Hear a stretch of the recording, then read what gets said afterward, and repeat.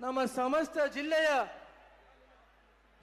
ಇವತ್ತು ಶಕ್ತಿ ಪ್ರದರ್ಶನ, ನಮ್ಮ ಸಮಸ್ತ ಜಿಲ್ಲೆಯ ಜನತೆಗೆ ಈ ಒಂದು ಐತಿಹಾಸಿಕ ರಾಜ್ಯ ಮಟ್ಟದ ಬೃಹತ್ ಸಮಾವೇಶನ ಇವತ್ತೇನು ನೀವೆಲ್ಲರೂ ಸೇರಿ ಎಲ್ಲ ತಾಲೂಕುಗಳಲ್ಲೂ ಒಗ್ಗೂಡಿ ನಮ್ಮ ಎಲ್ಲ ಮುಖಂಡರುಗಳು ಸೇರಿ ಈ ಒಂದು ದೊಡ್ಡ ಮಟ್ಟದಲ್ಲಿ ಸೇರಿರುವಂತ ನಮ್ಮೆಲ್ಲ ಆತ್ಮೀಯ ಪ್ರೀತಿಯ ಕಾರ್ಯಕರ್ತರ ಬಂಧುಗಳಿಗೆ ನನ್ನ ಅನಂತ ಧನ್ಯವಾದ ಹೇಳಕ್ಕೆ ಬಯಸ್ತೀನಿ. ಮೊದಲನೇದಾಗಿ ವೇದಿಕೆ ಮೇಲೆ ಉಪಸ್ಥಿತರಿರುವ ಈ ರಾಷ್ಟ್ರ ಕಂಡಂತಹ ಅಪರೂಪದ ರಾಜಕಾರಣಿ, ಈ ಒಂದು ರಾಜಕಾರಣದ ಚದುರಂಗದ ಆಟದಲ್ಲಿ ರಾಜಕೀಯದ ಭೀಷ್ಮ ಎನ್ನಿಸಲ್ಪಟ್ಟ ರಾಜಕಾರಣಿ, ನಮ್ಮ ನಿಮ್ಮೆಲ್ಲರ ಜಿಲ್ಲೆಯ ಹೆಮ್ಮಿನ ಮಣ್ಣಿನ ಮಗ, ಹೇಮಾವತಿ ನದಿಯ ವರಪುತ್ರ, ಮಾನ್ಯ ಮಾಜಿ ಪ್ರಧಾನಮಂತ್ರಿಗಳು ಎಚ್ ಡಿ ದೇವೇಗೌಡರ ಪಾದಗಳಿಗೆ, ಪೂಜ್ಯ ಪಾದಗಳಿಗೆ ವಿನಮ್ರತೆಯಿಂದ ನಮಸ್ಕರಿಸುತ್ತಾ ಈ ರಾಜ್ಯದಲ್ಲೇ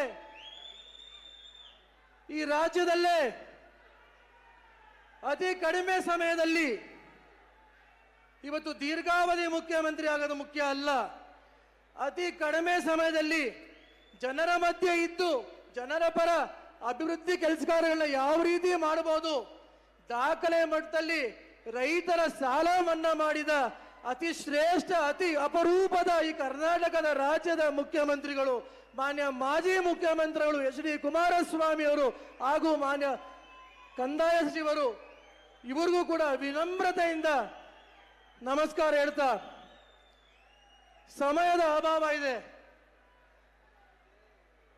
ಮುಂದುವರೆದಲ್ಲಿ ಈ ಒಂದು ನಮ್ಮ ಜೆಡಿಎಸ್ ಪಕ್ಷದ ಹೆಚ್ಚಿನ ಜವಾಬ್ದಾರಿಯನ್ನು ಹೊತ್ತು ರಾಜ್ಯದಲ್ಲಿ ಯುವ ಶಕ್ತಿಯ ನವೀಕರಣ ಮಾಡುತ್ತಿರುವ, ಹೆಚ್ಚಿನ ಜವಾಬ್ದಾರಿ, ಹೆಚ್ಚಿನ ಸಂಘಟನೆಗೆ ಒತ್ತು ಕೊಡ್ತಿರುವ ನಮ್ಮ ಜೆಡಿಎಸ್ ಪಕ್ಷದ ನಮ್ಮೆಲ್ಲರ ಪ್ರೀತಿಯ ನಿಖಿಲ್ ಕುಮಾರಸ್ವಾಮಿ ಅವರೇ,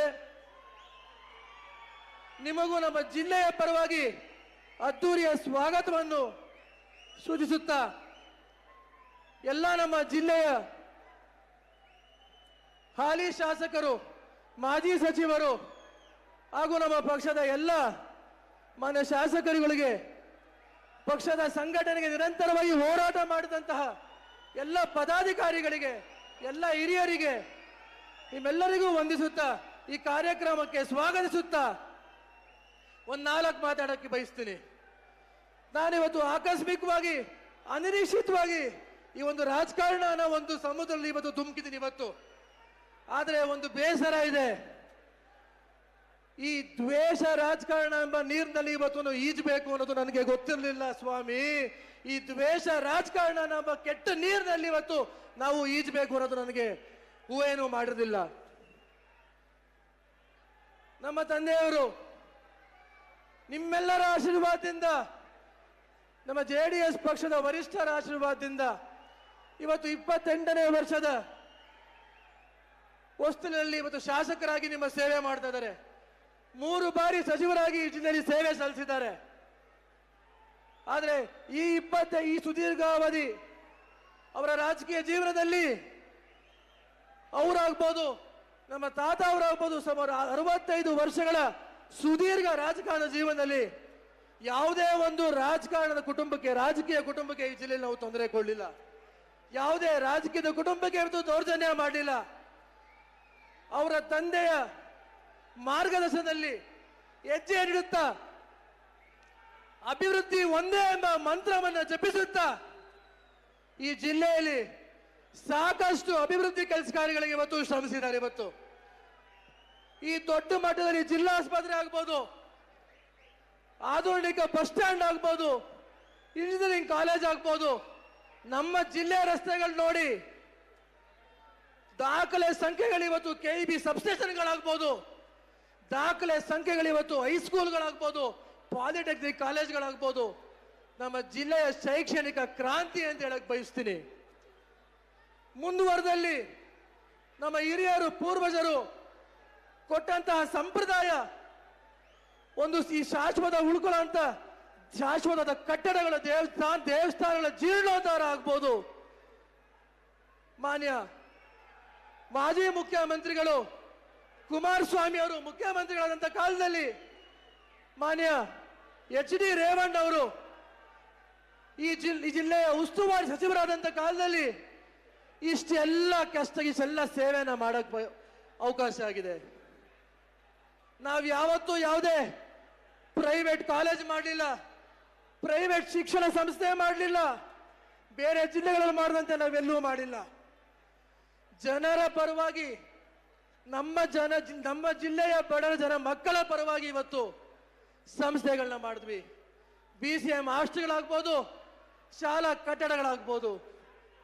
ಮೊನ್ನೆ ಹೋದ ತಿಂಗಳು ಡಿಸೆಂಬರ್ 6ನೇ ತಾರೀಕು ಸರ್ಕಾರಿ ಸೇವೆಗಳ ಸಮರ್ಪಣಾ ಸಮಾರಂಭ ಅಂತೆ. ಸರ್ಕಾರಿ ಸೇವೆಗಳ ಸಮರ್ಪಣಾ ಸಮಾರಂಭ ಅಂತೆ. ನನಗೆ ಒಂದು ಕನ್ಫ್ಯೂಷನ್ ಇದೆ, ಇದು ಕಾಂಗ್ರೆಸ್ ಪಕ್ಷದ ಸಮಾವೇಶನೋ ಅಥವಾ ಒಂದು ಸರ್ಕಾರಿ ಮಟ್ಟದ ಒಂದು ಸಮಾವೇಶನೋ ಅಂತ. ನಮ್ಮ ರಾಜ್ಯದ ಉಪಮುಖ್ಯಮಂತ್ರಿಗಳು 3 ವಿಷಯನ ವಿಶ್ಲೇಷಣೆ ಮಾಡ್ತಾರೆ. ನಾನು ಅವರಿಗೆ ಪ್ರಶ್ನೆ ಕೇಳಕ್ಕೆ ಬಯಸ್ತೀನಿ. ಮೊದಲನೇದಾಗಿ ಇವತ್ತೇನು ಎತ್ತಿನಹೊಳೆ ಯೋಜನೆ ಬಗ್ಗೆ ಮಾತಾಡ್ತಾರೆ.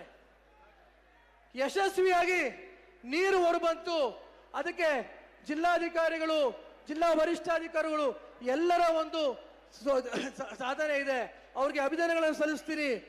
ಕೆಲವು ಅರಣ್ಯ ತೊಡಕುಗಳಿರ್ಬೋದು, ಅದು ಕೇಂದ್ರ ಸರ್ಕಾರದ ಪರ್ಮಿಷನ್ ತಗೊಂಡು ಕೆಲವೇ 3-4 ತಿಂಗಳಲ್ಲಿ ತುಮಕೂರಿಗೆ ನೀರು ಹರಿಸ್ತೀನಿ ಅಂತಾರೆ. ನಾನು ಕೇಳಕ್ ಬಯಸ್ತೀನಿ ರಾಜ್ಯದ ಉಪಮುಖ್ಯಮಂತ್ರಿಗಳಿಗೆ, ಇದೇ ನಮ್ಮ ಜಿಲ್ಲೆಯ ಸ್ಥಳೀಯ ಪತ್ರಿಕೆಗಳಲ್ಲಿ ಇವತ್ತು ಹೊಯ್ಸಳ ಹಾಸನ ಜಿಲ್ಲೆಯ ಸೊಗಡು ಪತ್ರಿಕೆಯಲ್ಲಿ ಎತ್ತಿನೊಳೆ ನೀರು ಹರಿಯುವ ಮುನ್ನವೇ ಕಳಪೆ ಕಾಮಗಾರಿ ದರ್ಶನ, ಆರ್ಥಿಕವಾಗಿ ಅತಿ ದೊಡ್ಡ ಮಟ್ಟದ ಎತ್ತಿನೊಳೆ ಯೋಜನೆ ಸಾಕಾರಗೊಳ್ಳುವ ಮುನ್ನವೇ ನಾಲೆಗಳು ಅಲ್ಲಲ್ಲಿ ಕುಸಿತ, 250 ಕಿಲೋಮೀಟರ್ ಯೋಜನೆ ಕಾಮಗಾರಿ ಗುಣಮಟ್ಟಕ್ಕೆ ಅನಗ್ರಹ, ಪ್ರಸ್ತುತ 23,000 ಕೋಟಿ ವೆಚ್ಚ ಅಂತ ಹೇಳ್ತಾರೆ. ಈ ನಮ್ಮ ಜಿಲ್ಲೆಯ ಮಹತ್ವಾಕಾಂಕ್ಷಿ ಒಂದು ಯೋಜನೆ, ವಿವಾದಾತ್ಮಕವಾದ ಒಂದು ಯೋಜನೆ ಕಳಪೆ ಕಾಮಗಾರಿ. ಇದನ್ನು ಯಾವತ್ತಾದ್ರೂ ಗಮನಿಸಿದಿರಾ ಸ್ವಾಮಿ ನೀವು? ನಾನು ಈ ರಾಜ್ಯದ ಉಪಮುಖ್ಯಮಂತ್ರಿಗಳಿಗೆ, ನೀರಾವರಿ ಸಚಿವರಿಗೆ ಕೇಳಕ್ಕೆ ಬಯಸ್ತೀನಿ. ಮುಂದುವರೆದಲ್ಲಿ ಮೇಕೆದಾಟಿನ ವಿಷಯ ಮಾತಾಡ್ತಾರೆ. ಮಾನ್ಯ ಸರ್ವೋಚ್ಚ ನ್ಯಾಯಾಲಯದಿಂದ ನಮಗೆ ನ್ಯಾಯ ಸಿಕ್ಕಿದೆ, CWC ತೀರ್ಮಾನ ಮಾಡಿಕೊಳ್ಳಿ ಅಂತ ಹೇಳಿದ್ದಾರೆ. ಹಾಸನ, ಮಂಡ್ಯ, ಮೈಸೂರು, ಚಾಮರಾಜನಗರ ಒಳಗೊಂಡಂತೆ ಎಲ್ಲದಕ್ಕೂ ಕುಡಿಯ ನೀರನ್ನ ಇವತ್ತು ಕಲ್ಪಿಸ್ತೀವಿ ಅಂತ ಹೇಳ್ತಾರೆ. 64 TMC ನೀರನ್ನ ಶೇಖರಣೆ ಮಾಡ್ತೀವಿ ಅಂತ ಹೇಳ್ತಾರೆ. 400 ಮೆಗಾವ್ಯಾಟ್ ವಿದ್ಯುತ್ ಉತ್ಪಾದನೆಯನ್ನ ಮಾಡ್ತೀವಿ ಅಂತ ಹೇಳ್ತಾರೆ.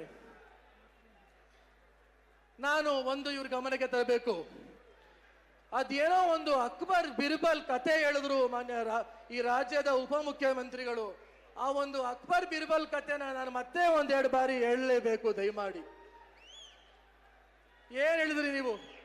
ಅಕ್ಬರ್ ಕೇಳ್ತಾನಂತೆ, ಸತ್ಯಕ್ಕೂ ಸುಳ್ಳಿಗೂ ಅಂತರ ಏನಪ್ಪ ಬೀರ್ಬಲ್ ಅಂತ. ಅದಕ್ಕೆ ಬೀರ್ಬಲ್ ಉತ್ತರ ಕೊಟ್ಟನಂತೆ, ಕಣ್ಣನ್ನ ತೋರಿಸಿ, ಕಿವಿನ ತೋರಿಸಿ, ಕೆಲವೇ 4 ಬೆರಳುಗಳು ಅಂತ ತೋರಿಸಿದಂತೆ. ನನಗೆ ಈಗ ಅರ್ಥ ಆಗ್ತಿದೆ ಅಕ್ಬರ್ ಬೀರ್ಬಲ್ ಕತೆ ಯಾಕೆ ನಮ್ಮ ಹಾಸನ ಜಿಲ್ಲೆಯ ಜನತೆಗೆ ಹೇಳಿದ್ರು ಅಂತ. ಒಂದೆಡೆ ಸುಳ್ಳು ಭರವಸೆಗಳು, ಮಾಡಕ್ ಆಗದೆ ಇರೋಂತ ಭರವಸೆಗಳು, ಇನ್ನೊಂದೆಡೆ ಮಾನ್ಯ ಮಾಜಿ ಮುಖ್ಯಮಂತ್ರಿಗಳು ಕುಮಾರಸ್ವಾಮಿ ಅವರು ಈ ರಾಜ್ಯದ ಮುಖ್ಯಮಂತ್ರಿಗಳಾದ ಸಂದರ್ಭದಲ್ಲಿ ಮಾನ್ಯ ರೇವಣ್ಣ ಸಾಹೇಬರು ಈ ಜಿಲ್ಲೆಯ ಉಸ್ತುವಾರಿ ಸಚಿವರಾದ ಸಂದರ್ಭದಲ್ಲಿ ಇಡೀ ಜಿಲ್ಲೆಗೆ ಹಾಸನ, ಹೊಳಸಿಪುರ, ಚನ್ನರಾಯಪಟ್ಟಣ, ಅರಸೀಕೆರೆ ಎಲ್ಲಾ ತಾಲೂಕುಗಳಿಗೆ ಕುಡಿಯುವ ನೀರನ್ನ ಇವತ್ತು ಹೇಮಾವತಿ ನದಿಯಿಂದ ಎತ್ತಿ ಯಾವ ರೀತಿ ಕಲ್ಪಿಸ್ಕೊಟ್ಟಿದ್ದಾರೆ ಅಂತ ನಾನು ನೆನಪು ಮಾಡ್ಕೊಳಕ್ ಬಯಸ್ತೀನಿ. ನಿಮ್ಮ ಪಕ್ಷದ ಅರಸೀಕೆರೆ ಶಾಸಕರನ್ನು ಕೇಳಿ, ಹೇಮಾವತಿ ಹೊಳೆಯಿಂದ ನೀರೆತ್ತಿ ಯಾವ ರೀತಿ ಕುಮಾರಣ್ಣ ಸರ್ಕಾರ ಇದ್ದಾಗ ಯಾವ ರೀತಿ ಕುಡಿಯೋ ನೀರನ್ನ ಕೊಟ್ಟಿದ್ದಾರೆ ಅಂತ ಹೇಳಿ. ಕುಮಾರಣ್ಣ ಅವರ ಸರ್ಕಾರದಲ್ಲಿ ರೇವಣ್ಣ ಸಾಹೇಬ್ರ ಒಂದು ಸಚಿವರಾದ ಸಂದರ್ಭದಲ್ಲಿ ಈ ಜಿಲ್ಲೆಯಲ್ಲಿ ಬೇಲೂರಲ್ಲಿ ರಣಘಟ್ಟ ಏತ ನೀರಾವರಿ ಆಗಬಹುದು, ಚನ್ನರಾಯಪಟ್ಟಣ ತಾಲೂಕಿನಲ್ಲಿ ಶ್ರವಣಬೆಳಗೊಳ ವಿಧಾನಸಭಾ ಕ್ಷೇತ್ರದಲ್ಲಿ ಕಲ್ಲೇಸೋನಹಳ್ಳಿ ನೀರಾವರಿ ಏತ ನೀರಾವರಿ ಆಗ್ಬೋದು, ಒಳನರಸೀಪುರ ವಿಧಾನಸಭಾ ಕ್ಷೇತ್ರದಲ್ಲಿ ಆಲೂರಿನಲ್ಲಿ ಲಿಫ್ಟ್ ಇರಿಗೇಷನ್ ಆಗ್ಬೋದು, ಕಾಚನಹಳ್ಳಿ ಏತ ನೀರಾವರಿ ಆಗಿರ್ಬೋದು, ಉಚ್ಚಿನಗೊಬ್ಬರು ಏತ ನೀರಾವರಿ ಆಗಿರ್ಬೋದು. ಸಾಕಷ್ಟು ನೀರಾವರಿ ಯೋಜನೆಗಳಿಗೆ ಅವರು ಚಾಲನೆ ಕೊಟ್ಟಿದ್ದಾರೆ.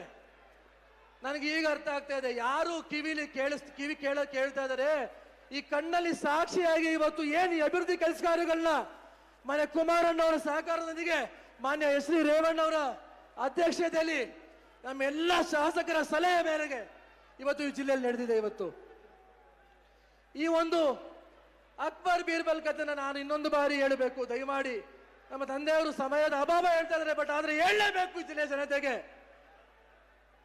ನೀವು ಅಕ್ಬರ್ ಬೀರ್ಬಲ್ ಕಾಲಕ್ಕೆ ಹೋಗಬೇಡಿ. ಈ ರಾಜ್ಯದ ಉಪಮುಖ್ಯಮಂತ್ರಿಗಳೇ, ನೀವ್ ಹೇಳಿದ್ದು ಸತ್ಯಕ್ಕೂ ಸುಳ್ಳಿಗೂ 4 ಬೆರಳು ಅಂತರ ಅಂತ ಹೇಳಿದ್ರಿ. ಆದ್ರೆ ಈ ನಮ್ಮ ಡಾಕ್ಟರ್ ಸೂರಜ್ ರೇವಣ್ಣ ಹೇಳ್ತಾನೆ, ಈ ಸತ್ಯಕ್ಕೂ ಸುಳ್ಳಿಗೂ 2 ಬೆರಳಿನ ಅಂತರ, ಅದು ಕಣ್ಣಿಗೂ ಹಾಗೂ ಬಾಯಿಗೂ ಅಂತ ಹೇಳಕ್ ಬಯಸ್ತೀನಿ. ಯಾಕೆ ಈ ಮಾತ ಹೇಳ್ತಾ ಇದೀನಿ ಅಂದ್ರೆ, ಬೆಕ್ಕು ಕಣ್ಣು ಮುಚ್ಕೊಂಡು ಹಾಲು ಕುಡಿದ್ರೆ ಪ್ರಪಂಚಕ್ಕೆ ಗೊತ್ತಾಗಲ್ಲ ಅಂತ ರಾಜ್ಯದ ಉಪಮುಖ್ಯಮಂತ್ರಿಗಳು ಅಂದ್ಕೊಂಡಿದ್ದಾರೆ. ಇವತ್ತು ನಿಮಗೆ 135 ಚಿಲ್ಲರೆ ಸೀಟ್ ಕೊಟ್ಟಿರೋದು ಒಂದು ಜಿಲ್ಲೆಯಲ್ಲಿ ಒಂದು ಕುಟುಂಬನ ಮುಗಿಸಿ ಅಂತಲ್ಲ, ಒಂದು ಪಕ್ಷನ ಮುಗಿಸಿ ಅಂತಲ್ಲ, ಈ ರಾಜ್ಯದ ಸಮಗ್ರ ಅಭಿವೃದ್ಧಿಗೆ ಇವತ್ತು ಎಲ್ಲರೂ ಸೇರಿ ಶ್ರಮಿಸಬೇಕು ಅಂತ ಹೇಳಕ್ ಬಯಸ್ತೀನಿ.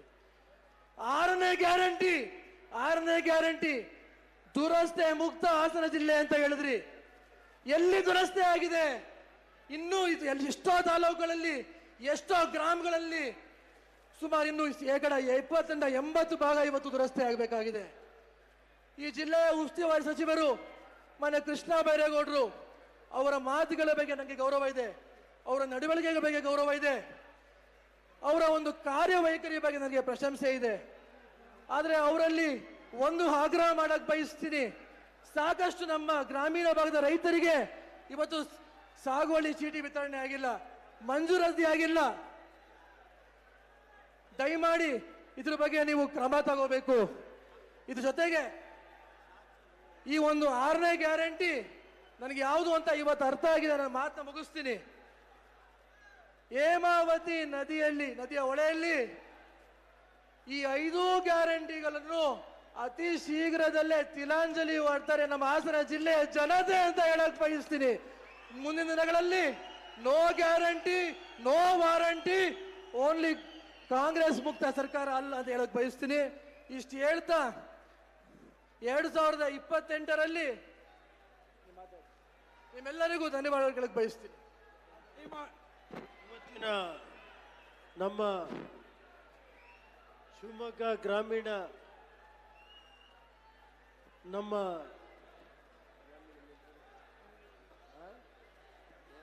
ಹೆಚ್ಚಿನ ವಿಡಿಯೋಗಳಿಗೆ ಪ್ರತಿಧ್ವನಿ ಯೂಟ್ಯೂಬ್ ಚಾನೆಲ್ ಸಬ್ಸ್ಕ್ರೈಬ್ ಮಾಡಿ, ಬೆಲ್ ಐಕಾನ್ ಕ್ಲಿಕ್ ಮಾಡಿ.